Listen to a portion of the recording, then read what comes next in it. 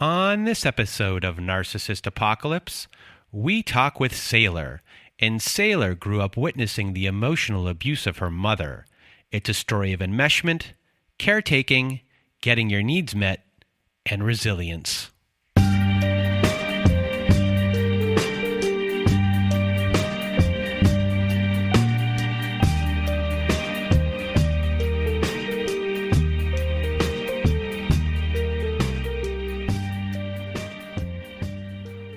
Welcome to Narcissist Apocalypse, everyone.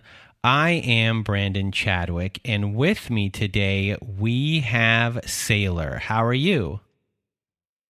Hi, Brandon. Thanks for having me. I'm doing great. Just excited to have this time to just chat. Well, thank you for being here. And if you want to be a guest like Saylor is today, please go to our website at narcissistapocalypse.com. Top of the page, there's a button that says guest form. When you click on that button, it takes you to our guest form page. There you can read all of our instructions and either send us an email at narcissistapocalypse@gmail.com or fill out our guest form and press the submit button. And please do send it in the format that we ask for. And today there is no content warning for this episode, and you're going to hear Saylor's story, and it is one of a child who witnessed abuse and how they handled it, how they maneuvered through it, the repercussions, and all the issues that were created. So big thank you to Saylor for being here with us today, and now I'll get out of my way and your way. Saylor, the floor is now yours. Okay. So before I ever enter the picture, my parents met each other a few years before 99, which was the year I was born. My dad is a first-generation American to Colombian parents, and my mom is a fully Colombian citizen who had immigrated to America when my parents got married. My mom had a rough background in terms of her family, and so did my dad. So it kind of brought this great opportunity for them to get to make a life with each other, and starting from the ground up. Shortly after they got married, they had me, and then my brother, and then my sister. So I am the oldest of three kids in a Hispanic American household. And my dad was also in the military. So we had that kind of lifestyle that kind of added upon the cultures that we already had, which was being of a Latino heritage and having Catholic values. So we weren't people that went to church all the time, but those held very strong. So growing up, it did look like we didn't have any issues to the outside world. But I know that there were issues that were happening between my parents. And the earliest that I can remember them having arguments and problems was probably the earliest at age 4.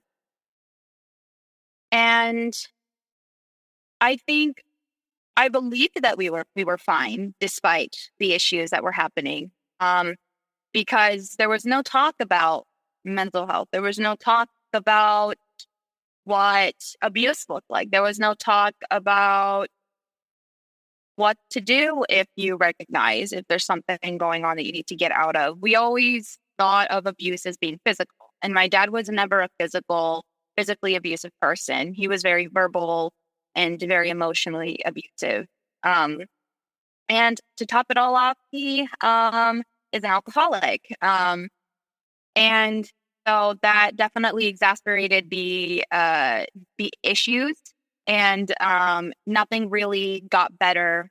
And being the oldest, I felt like there was like an unspoken like value where we don't talk about these issues outside. We only keep them together because they are our business. It's not something anyone should know about, because no one should know that we're having these problems and that we're just fine. So I kept it at that. So I like to believe that there's a lot of internalizing of making sure that everything needed to be perfect, everything needed to be fine, and that if things weren't fine, that, you know, I fight as much as I can for the child that I was, to defend my mom whenever whenever fights would occur, if he would disrespect her, and then things would calm down, simmer down, and then the cycle would happen again. So, what kind of things are going on as far as abuse goes during this time? So, there was no physical abuse. That kind of took the cake in the overall abuse that I witnessed. But there were moments that he would throw things at her. He would verbally berate her. He would get very angry at her and yell at her. And sometimes she would fight back, but sometimes she would just like give up. But in giving up, he would come back to instigate more and fight more. There was, to my knowledge, not so much financial abuse that it was very obvious, but I do know that it was very advantageous for my dad to not have my mom work. He was a stay-at-home mom until I was 13. He didn't like her going to the gym. He didn't like her having a job or having a sense of independence. And this is what she really wanted. I do remember that. And it was just something that she had to fight for. And luckily enough, she was able to do so when we moved back to the States because we were overseas at one point. And he, I think his hands were tied in terms of like ways of living. My mom had to get a job. So I think he had to just let her get the job, even though he probably did not want to. Things usually got very overwhelmingly verbal and emotional and psychological when he would come home from work frustrated and would project that onto her or to me or my siblings. And after witnessing all of these things, how did this affect your relationship with both of your parents? Did you try to cater to your dad? Were you caretaking your mom? What was the effect of all this specifically for you? So with my mom and I were very close. And at the time I thought this was very normal, being very close to the point that we would call each other sisters or cousins or best friends.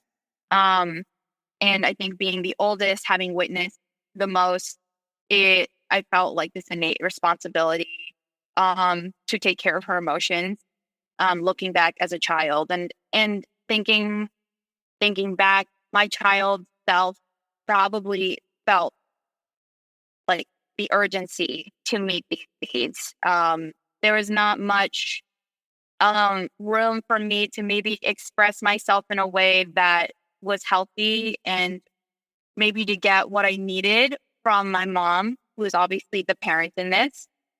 And despite, the enmeshed relationship that we had, it was overall the most positive compared to my dad. My dad and I definitely butt heads a lot. I really hated how disrespectful he was. And by the time I was maybe big enough and had enough vocabulary to express that he was being abusive, I would do it. I think like probably the most common time that he would act out and project and be aggressive or saying something really mean was towards my mom. By like, I don't know, there are plenty of examples that I can't even think of right now, but I know that when he did it, it would be at the dinner table. And I would say something to the effect like, that's not okay. And of course, in maybe a healthy family dynamic, it's expected that someone would say, hey, that's not a really nice thing to say to someone. To hold someone accountable was almost impossible growing up. So when I did it, he would blow up at me, get very angry at me. And then my mom would interject trying to defend me. So a lot of defense, would happen, between all three of us. And I always felt like I needed to protect my mom and my siblings, against my dad whenever he would have these moments. Now, when he wasn't having these really bad moments, our relationship was pretty decent. I know that he finds it very important to meet our needs financially. So he felt, I believe that because he fulfilled these needs, there was not much else that he could grow off, from, like being emotionally, available and opening up and listening to his kids whenever they thought that he was being hurtful. So it's a really complicated relationship that I have with him. It was definitely very, very, very hard, for me to think between the lines. It was very black and white. Most of the time I thought of him as a very like he was kind of like the antagonist to the story. So I was always on guard, on edge, and hypervigilant with him. Style, space, functionality. The 2023 Chevrolet Traverse is a great option for people with disabilities. It was designed with purposeful solutions that help make driving more accessible, so you can get through the day comfortably and efficiently no matter where you need to go. Chevy Accessibility, engineered to go forward. Learn more at chevy.com/accessibility. And when it comes to the relationship with your mom, you use the word enmeshment. Can you kind of go a little bit further on, how deep that enmeshment went? Oh, well, I guess with the enmeshment aspect, I didn't know this term until after, I graduated, undergrad, that it was very deep, to the point that surrounding adults, like, her friends or his friends or family members, or just even adults when I didn't have my parents with me, like I was in school, I would get a lot of compliments that I was very mature for my age. So think of me as 10 years old and they're like, wow, I can talk to you a lot better than I can talk to someone that's my age. And I always took it as a compliment, which probably enabled more of this normalization of a dynamic that definitely wasn't healthy. It was deep to the point that I felt like it was necessary for me to boss my siblings around and tell them what to do. And sometimes it was probably because I didn't want my parents to come home very upset if the house wasn't clean, if our rooms weren't organized, if something that wasn't done because my siblings just didn't do it, would cause us to deal with another outburst deep enough that it caused a rift between my siblings, I think, that I can think of. And not in the sense that we didn't talk to each other anymore, but it's something that I'm working on right now to repair my relationship with them, to be a sister and not some bossy, parent to them. So it's something that I'm still working on, and I'm only 24. So it was definitely entrenched in me for sure.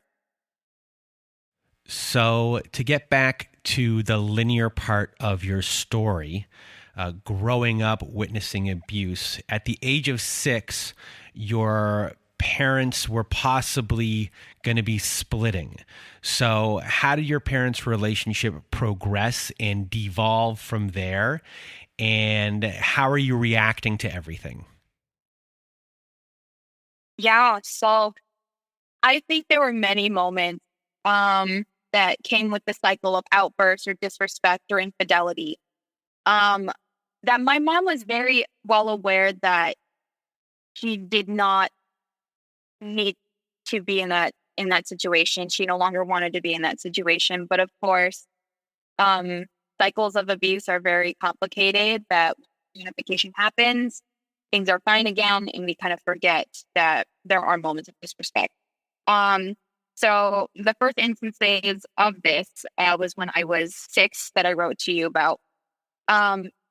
It's one of my earliest memories of her saying to my dad, or maybe speaking to someone on the phone, ranting about this, that she wanted to leave. She wanted to leave because she was very depressed that she had 3 kids and there was just a lot of this stuff happening.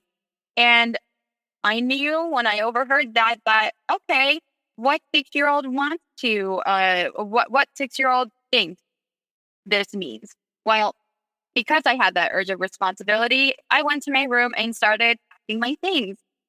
I started packing my toys. I put them in a bag. I pulled apart my little Barbie house that I got for Christmas the previous year. Just kind of getting all my stuff ready to go, because she said that she was leaving and I thought she was being serious about it. Which I know she definitely was, but obviously the delivery of wanting to leave did not happen. Then I remember her coming into my room saying that all my toys were kind of disheveled and I was, packing. And she got upset with me. She said, "What are you doing?" And I think I did try to explain to her the best that I could at 6 that, that I'm preparing to leave with her. And that kind of solidified, the aspect that I was always going to be on her side no matter what. And she didn't leave him, but I knew that I would always hear her and what she had to say, even if she didn't deliver. She didn't do it, but I would be there regardless, if she meant what she meant about leaving or not, or finding a plan to get out. I don't think I really took it personally or took it really or devastatingly to the point that I wanted to leave or run away. But I do know that a majority of the time that I was around my family up until the point I went to college, I just kind of let it happen. I felt like I just let it happen because had I asked for them to get better, to work things out, whatever, I probably would have been dismissed or yelled at. And I think it just kind of goes back to that, that cycle of abuse where it was just very normalized that if she continuously said that she needed to leave, it was, I don't know if it was hearsay. Sometimes I took it seriously, but then when nothing happened, a few days happened, I'm like, okay, well, she's not leaving. It was kind of like this unofficial verification that she was not going to leave, and I was just going to move forward with my life and prepare for what would happen next. But I knew that getting older, it was to the point that he would be very aggressive even when family came to visit us. And I think I really wanted, at that point, I'm like, he needs to go, or you need to leave him, because this is causing you so much pain and this has been going on for so long.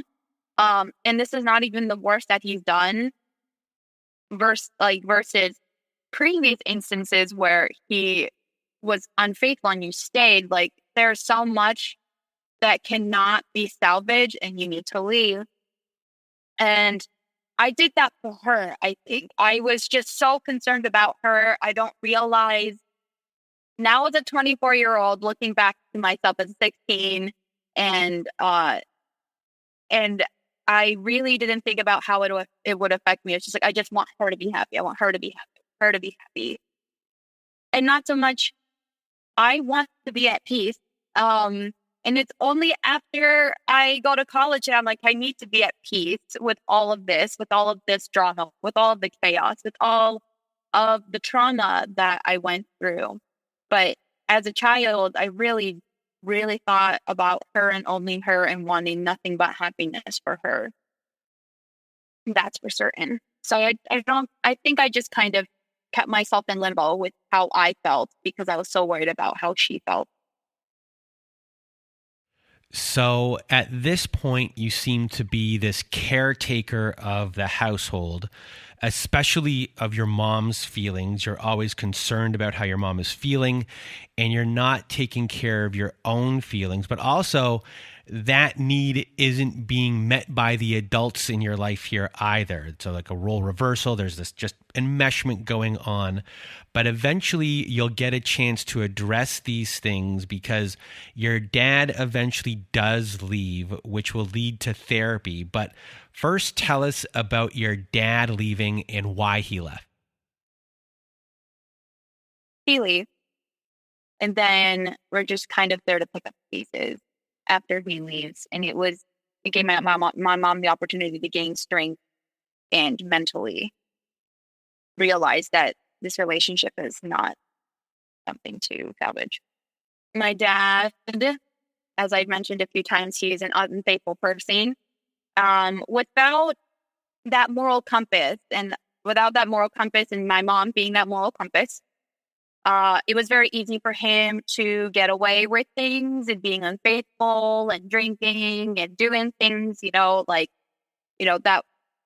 were at the expense of my feelings, my siblings, my mom's, so he could have fun and just feel a sense of glory because I like to think that he's like stuck within his own ways and cannot seem to figure out what is causing him to be very egotistical about all of this.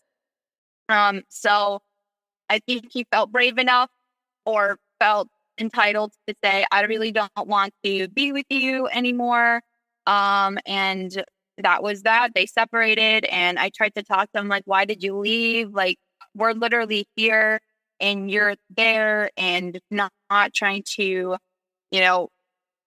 try to pick up the pieces and putting them together with us. And he said, I really just don't think your mom and I can continue this relationship anymore. I'll just visit for like big events like graduation, birth, like not even birthdays, like graduation, maybe holidays and stuff. But that indicated that he was gone. He didn't want to come back and take responsibility for causing that harm or trying to make things work with the family. And while he was gone, having fun, however he was living his life, all of us had to kind of pick up the pieces. My mom was definitely shattered. It was over 20 years of her life spent with my father. A whole life together, all these experiences, good and bad. Seeing her in so much pain, seeing my sister in so much pain, seeing my brother in so much pain. I was also in a lot of pain too, in the sense that like I'm really just trying to feel like a normal college student, but I feel like I'm back into this. And it's just like there's like no way out. I think we were all just kind of like we were all grieving, and my mom's parents had passed. Yeah, not like maybe a few months prior, both of them within like a month. So my mom was grieving the death of her parents and the death of her marriage, essentially, all in one. And I knew that I just needed to be there for her. And I was very grateful that I had nothing to do that summer in between my freshman year into my sophomore year, that I was just there with her. So yeah, that was definitely quite a shell-shocking experience, but I do think in hindsight was such a blessing in disguise. So eventually you all went to therapy together. So tell us about this. Yeah. So I did talk to you previous about like how this period of where my parents had separated, we all collectively went to see a psychiatrist and would branch out getting like therapy separately. I did go to therapy before my parents had split, actually, but I think my mom felt like it was necessary to kind of put me to therapy because she noticed that I was probably interjecting a little bit in between the outbursts that my dad would have, or just episodes that just weren't good. But I think this instance where my parents were not together, they not together and separated and dealing with this grieving process, it really was like kind of an eye opener, at least for myself, that holy crap, this psychiatrist is telling me I have PTSD. And, to my understanding, it's the PTSD where it was just chronic. It was just so much stress that a person can go through, and in a short lifespan. At that point, I was only 18, and to think of my siblings having the same diagnosis, I was also diagnosed with panic disorder. There was a lot of times where I probably did not know how to regulate my emotions when something triggering would occur, and it would put me into a state of panic. I couldn't breathe. Sometimes I would have to try and do grounding techniques, but that wasn't even good enough at that point. Tunnel vision. My fingers would feel so flighty. But when putting the word to it by the psychiatrist, it was like, whoa, this is insane. Like, this is stuff that you see in the movies. I didn't think that this would happen to me, and this is not something that I expected to have.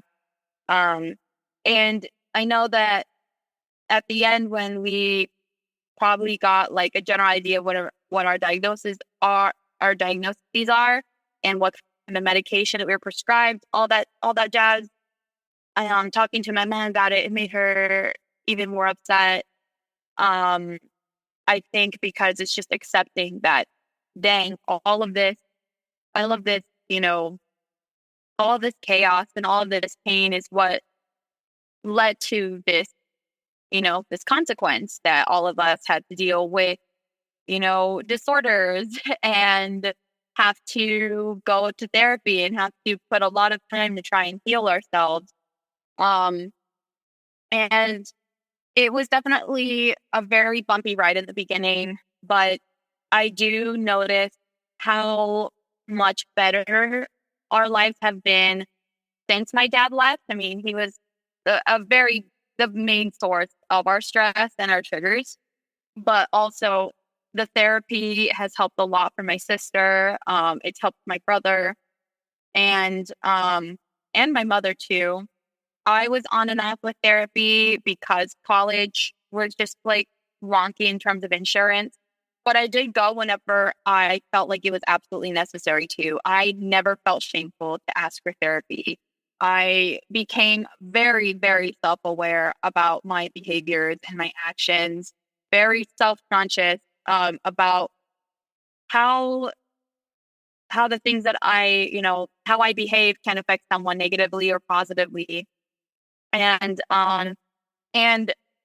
with that, I learned in therapy and with my own self-reflection, mindfulness, and meditations, that the word resilience, I like to consider it as something that we should look at as a neutral term, not so much negative or positive. There's no spectrum. I like to think of it as neutral. Growing up, yes, you were aware that there was a lot of like bad things happening, but I would just hear the words like from my mom and maybe other people that kind of had an idea of what was going on. You are resilient, you're strong. There's nothing that you can't handle, all of these things. And it definitely kept me going. Having resilience has been very, very helpful in the sense that it helped me overcome a lot of adversity, that I am a very healthy person now. But I am in a point where I'm trying to get my master's degree in social work. I'm at the point where I want to help other people, their concerns with their mental health, and how systemically that's affected so many people in our society. Utilizing resilience can be utilizing the idea of resilience can be bad because it's almost destructive. It really pushes us away from doing the work that can help someone have a calm nervous system. Just constantly, well, that child is resilient, good for them. They're not going to deal with, these issues with drugs, or they're not going to put themselves into impulsive situations. And there's a lot of generalizations of that, and well, at least that child is strong. No child should ever be expected to be strong. A child should be raised in a healthy environment by healthy parents or healthy caregivers. Resilience is only a coping mechanism, I think. It's a very complicated version of a coping mechanism in my eyes. And to think all these little kids that I'm working with right now saying well, they're very resilient, at least they can deal with it. No, I don't want that to enable me into thinking, well, it's just fine, I can move on to the next. No, I'm dedicating my time to help them learn the skills to help calm their nervous system, helping them emotionally regulate, helping them not have to deal with stress to the point that it's toxic. Because putting a person in very toxic situations and knowing that they're resilient is just going to make them more sick, not just mentally, but also physically, also socially. There's a lot of aspects that if your mental health is not well, it affects every aspect of your health. And I stress this so much to people that do say, well, at least they're really strong. I don't know what I would have done if I'm well, that's totally fine. Those are very separate things. But it's really just a matter of holding people accountable and having these conversations that are vulnerable, so that it could help us raise, the upcoming generations to be better people. I first heard the phrase of resilience is not something you want to glorify or romanticize in children. When I was, I think, a junior in college, and that really shifted how I perceived my own experiences and how I try to heal now, as well as other people that are potentially going through the same things, or if not other forms of adversity that are that they're just trying to figure out how to, tackle through. I think one more thing I do want to discuss is the fact that I am probably the healthiest that I've ever been in all facets of my life. And I couldn't be more grateful for the things that have put me in this position. I am grateful that despite everything that happened to me, that there was, that there was money that could help us, live in a home, put clothes on my back, feed me. My needs were met in many aspects. But there were other things like, the emotional and the psychological aspects that were not really met that I am working on now. But I know that I and other people that I am close with that have gone through similar experiences can serve as an example of the fact that there is hope, even though there are moments where it feels like absolutely not. Nothing feels like things can get better from here, but they do. I think with everything that I experienced in growing up as a young adult, trying to put together a lifestyle that was calm and not chaotic was it's absolutely difficult. I still experience moments where I'm triggered. Sometimes I have outbursts. Sometimes I have panic attacks. But it really is a matter of how I have those moments to the point that it doesn't hurt other people. Hurt people. My dad is a very hurt person. He hurt me. He hurt my siblings. He hurt my mom, and has hurt so many other people.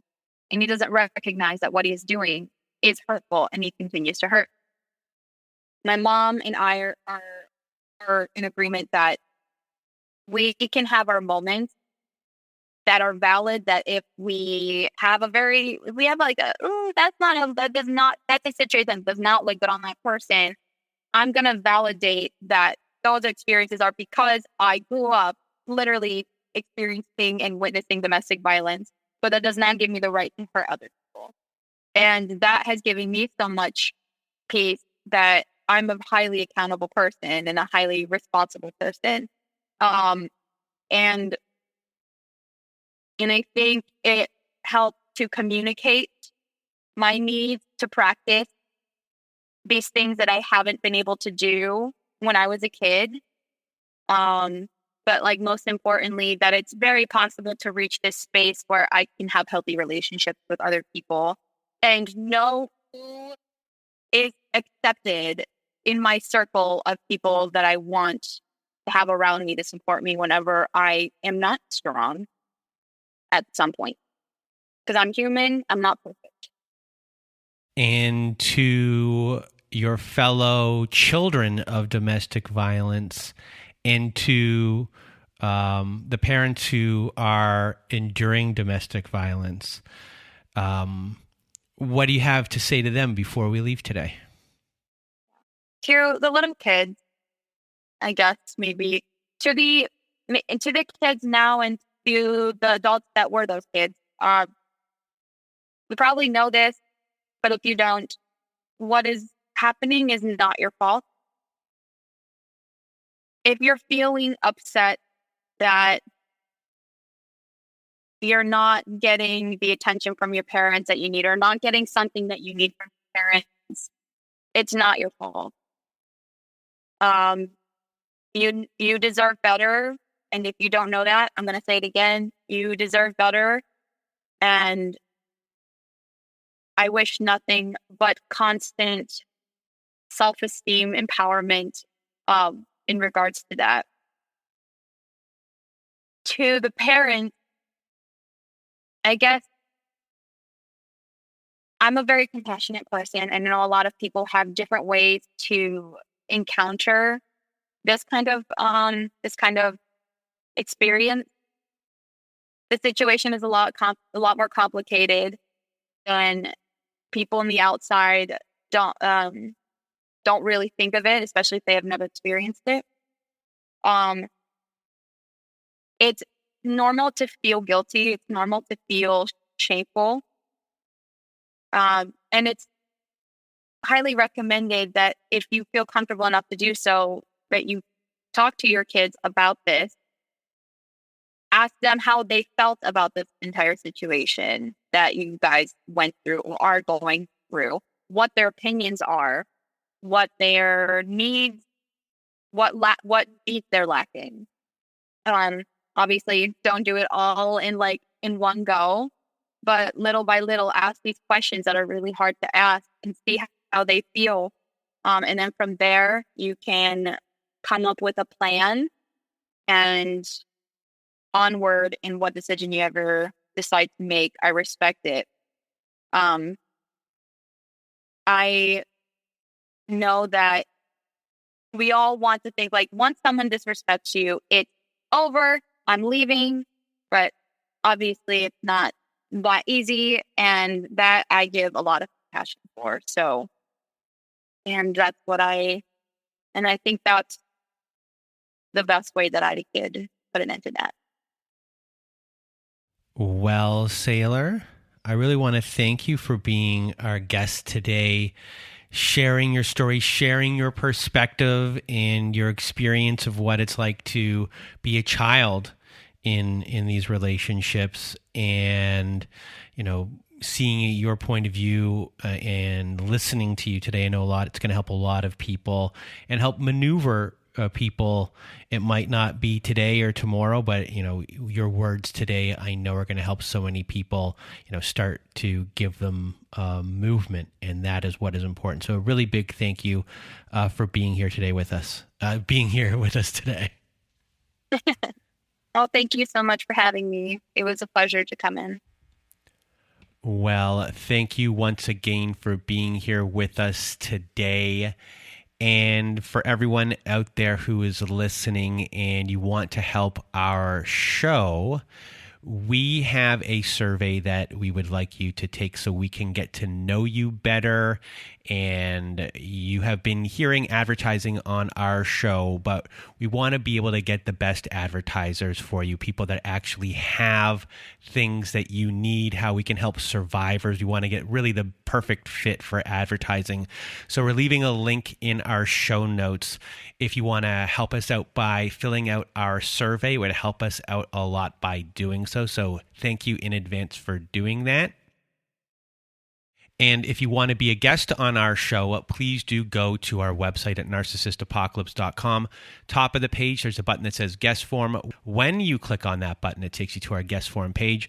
There you can read all of our instructions and either send us an email at narcissistapocalypse@gmail.com or fill out our guest form and press the submit button. And please do send it in the format that we ask for. And if you are someone that needs support, we at narcissistapocalypse.com have a support group. So at narcissistapocalypse.com, top of the page, you'll see a support group button. And when you click on that button, it takes you to our very own safe social network.